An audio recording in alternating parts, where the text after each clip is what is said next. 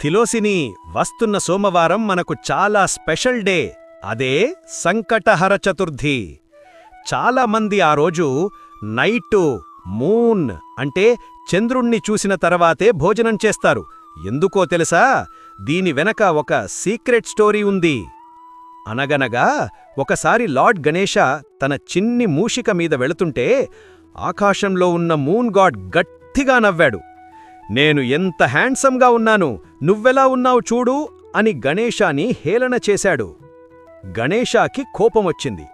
నీ అందం చూసి నీకు గర్వమొచ్చిందా?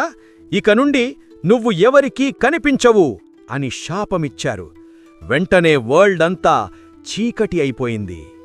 చంద్రుడు భయపడి గణేశా కాళ్లమీద పడి సారీ చెప్పాడు.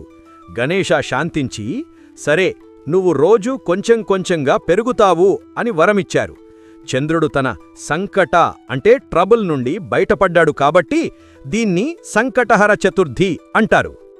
కానీ వెయిట్, మరి మనం గణేశా ముందు చెవిలు పట్టుకుని గుంజిళ్ళు ఎందుకు తీస్తామో తెలుసా? ఇందులో ట్రెడిషన్ ఉంది, సైన్స్ కూడా ఉంది. ట్రెడిషన్ అంటే ఒకసారి గణేశ లార్డ్ విష్ణు యొక్క సుదర్శన చక్రాన్ని మృంగేశారు. గణేశాని నవ్వించి ఆ చక్రాన్ని బయటకు తెప్పించడానికి స్వయంగా లార్డ్ విష్ణు ఇలా గుంజిళ్ళు తీశారు. అందుకే గణేశాని ఈజీగా ప్రసన్నం చేసుకోవడానికి మనం కూడా ఇలా చేస్తాం.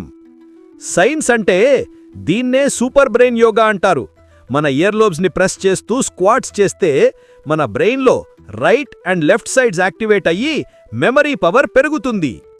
సో వస్తున్న డిసెంబర్ 8 అంటే మండేనా మనకి సంకటహర చతుర్థి.